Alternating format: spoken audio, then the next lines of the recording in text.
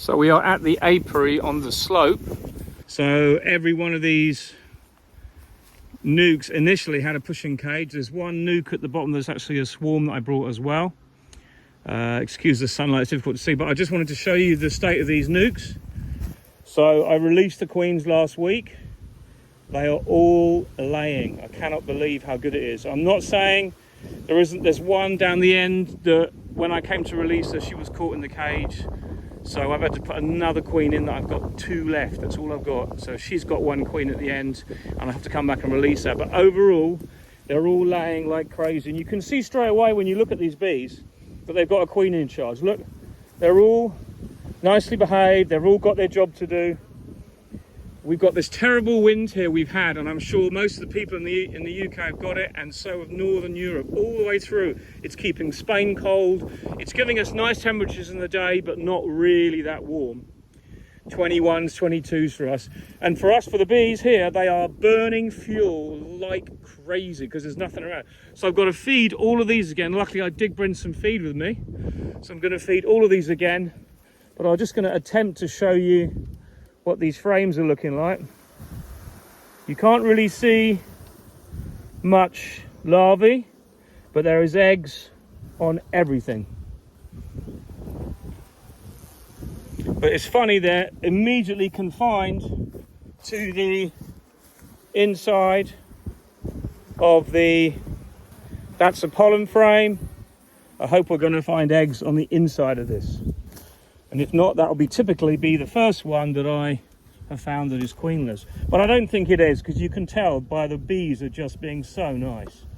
And I'm actually going to use a little bit of smoke just to clear the top off, because I'm pretty sure we've got a queen here. Yep, there she is. Look, she's released beautifully. And if we can see every single hole there, you can see that white, silky coloured larvae just glistening. That's what it's all about, isn't it? That's what makes everything worthwhile. You know, this is a harsh environment up here. We're pretty high up as well, but this is an amazing place for chestnut, and that's why I want to build these up. So the chestnut is still way behind flowering because this wind has pinned it back a bit. I'll show you why. So those are the chestnut tassels. I wonder if we can see, there's some here we can see. These are the tassels that are close up. They are still 2 to 3 weeks from flowering yet. They are way behind. And I know there'll be some trees, like there always is, that are more advanced. This is a broom, or a cistus, or cytissus, whatever you want to call it. That's in flower now. And you see bees going into this coming out bright orange.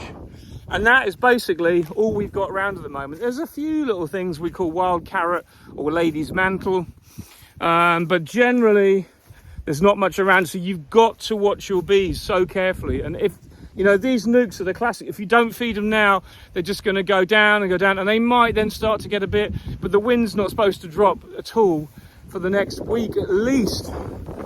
And the bramble that's in the hedgerows and everything, there's loads of it, is basically going to start flowering. That early one I mentioned in one of my previous videos, the 3-leaf one, that'll start flowering.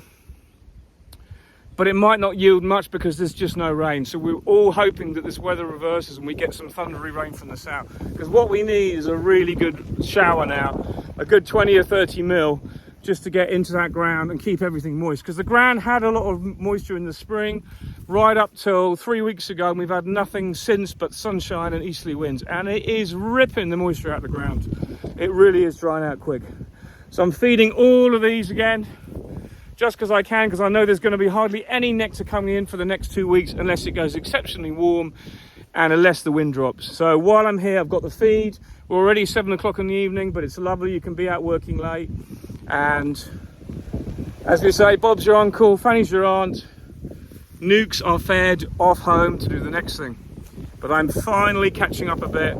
I just feel that, okay, we need to get hives ready on standby to put all these nukes into hives, because these are going to give me chestnut flower in hopefully 4 weeks, and I'm just hoping that this wind packs up by then. But you never know, it's a farmer's life. You're depending on the weather, and we'll have to see what happens. So I'm going to get these 3 tubs of feed, and I've just got enough feed here for these nukes that'll have about 1.5 litres, 2 litres each for now, and I may come back and feed them again in a couple of weeks. But most of them have got 4 frames full of bees and some limited stores, a lot of pollen, which is great to see, but not much stored nectar. So they need that feed to keep that balance. It's just something to note. Good acceptance on the pushing cages. I can't say honestly that it's any better than the ones in the normal plastic queen introduction cages, but I'll let you know on that. I'll get back to you.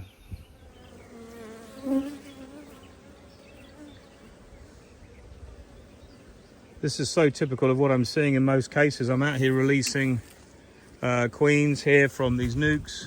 There's a few that came here. What I'm finding in most cases is the queen is all alive and yet the attendants are all dead. This is my argument for releasing the attendants, because often they block up, they haven't done in this case, but often they block up the entranceway there to exit. So when the bees come in, they have to deal with the dead bees first, which I don't think is a good thing. And also it doesn't help the queen having those amount of dead bees in the colony. But anyway, I'm going through them. They're all alive. They'll all be released quickly. They're all going to have a feed after I break the 2 tabs on the end here. But it's just to say that I'm finding this quite often. You can see on this frame the brood's nicely hatching out. There's our queen, the only thing alive in there. This is the angle I put it in at, perhaps not the best angle. You can see all the bees at the bottom are dead, and she's the only thing in the cage. So surely, logically, it must be better to remove the attendants first. Maybe you could say I should have got here a few days earlier. They've been here 5 or 6 days now before I've made it here. And they're desperate for a feed, but they're all still okay. They've got honey, but only just. I wouldn't want to leave them any more without a feed, but I'll give them a feed as I release the queen. But there you go. It is what it is.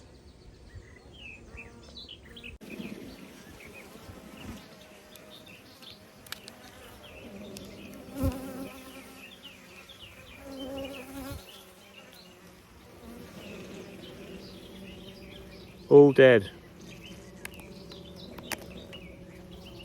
And what I have to do is hold the queen in my finger, while I use the hive tool to just scrape out the dead ones that are in here. Then you can put her back in at your leisure. And when you put a queen back in a cage, difficult to show you here, just put her under. You kind of don't have to let her go. You can just see her, she's in there. And just hold her head and she'll just retract in a bit. Put your finger over the entranceway. Don't slam the cage shut until you can see how I know she's gone down the cage now. So she's in no danger of getting damaged as you slide that cage back over. The problem is if you slide it over too early and you nick one of her legs, she's going to be killed or superseded. So there you go, she's just here now. Break the tabs.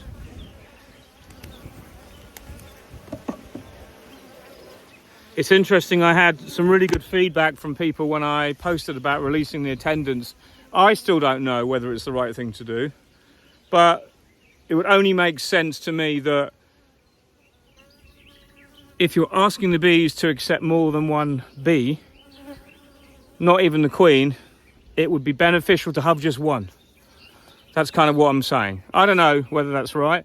And also, if the workers are dying, it's not going to have a very nice feel to the cage when there's dead bees inside. I know it might only be a small thing, but I can't help but feel that when you release the tabs, if the queen is on her own and she's been fed already and she's the only one left alive, she is accepted.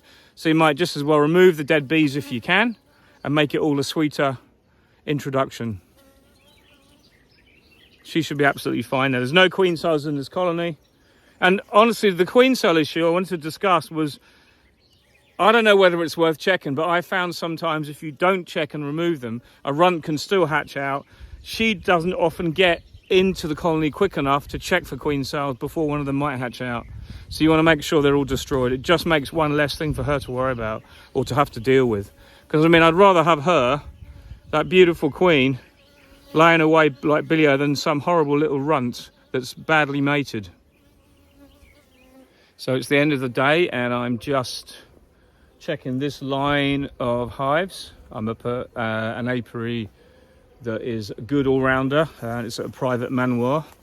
But I'm checking for things like this. For example, this was a nuke that I transferred into a hive. It didn't do a huge amount because I think for some reason it requeened, but now it's getting away. But this is what you've got to watch. Look, that's empty, that's empty. That's where the stores should be, and that's where the stores should be. There is some honey and nectar in the frames, but there's sheets of brood there now. And when that hatches, this colony is going to explode, but it's going to need carbohydrate. So I'm giving them a feed, and what I'm doing is I'm feeding them. I'm leaving them with a super on top of the feeder. So the feed will go down first to the frames and underneath, which is what they would normally do anyway. And then they'll have enough to sustain them until the flow starts. But I'm going to come back in a few days anyway, take off the feeder, but I'll be able to leave some supers here, and they will be able to get away. And if I didn't get back for some reason, they'll come up through the feeder and use the super as the flow starts. But what I'm trying to say is I'm putting things into place now. I'm spending time this week, as I said I would do, just going through correcting things. Now, the wonderful thing that's happened here is I had, for example, good hive, swarmed. Now, all these 1, 2, 3, 4 have requeened themselves. I've marked the queens. I've got one here. What I tend to do when I mark a queen is I mark her and I put her back on top of the colony so the paint dries really, really well without her going back into the colony and risk getting killed by the bees because they don't like her. This colony is very fragile. It's only just started to lay, but it will give me summer honey and it'll grow like mad. There's feed there. You can see there's feed there. This has got plenty of food. You can pick up the hive, feel the weight. That's what I'm looking for this time of year. You've got to realise that when you have a gap, your June gap, if you do have one, or a dearth, whenever it may be within your beekeeping calendar, you've got to lurch from the sublime to the ridiculous, because that's what it can be. So we're going to release this queen, and she'll hopefully walk out. There she goes. She's well marked. So they're giving her a bit of grief, but she's a runner. She's fine. I'm going to also give them a super, because there's plenty of space there, but they will quickly fill that up on a flow. So I'll give them a super now, so it takes pressure off the centre of the nest as well. But the great thing is I've come here tonight, the last of a group of 3 apiaries I've done, and what I'm finding is it's good news. It is really surprising how sometimes you can go. I mean, those 4 hives I went to 2 weeks ago was so depressing. They were full of drones, as I said in a previous video, and there was nothing but a mess. And you come back later and nature, as much as I kind of don't like calling it Mother Nature, it is Mother Nature, has done the business. And they've rectified the issue. Okay, they swarmed. I've got perhaps some genetics that aren't as good as they were, or aren't the same as the ones I wanted. But, you know, sometimes you've got to just take what you get, and at least I can operate with those. And they'll probably give me a really good honey flow, and they'll probably give me a nuke at the end of the season in July when I split all the colonies. So just something to point out. I've got all the rest of these to do. This is an awesome apiary, and as you can see, I've got to get this trimmed urgently. But that's the next job, because after this apiary and one more on the way home, I'm up to date-ish. There's always stuff to do, but I'm now up to date. What I need more than anything is hives. I've actually got not a single hive ready to transfer those 2 in, but they're not bursting out their boxes yet. But I've got loads of nukes everywhere. I need another 40, 50 hives minimum, like tomorrow, to be able to get them all transferred in. But I'm painting them at home. That's the next job. We're going to be giving them a quick sand, a clean, a paint, and get them out and get those transfers done within a couple of weeks. So, finish this, then on to the next thing.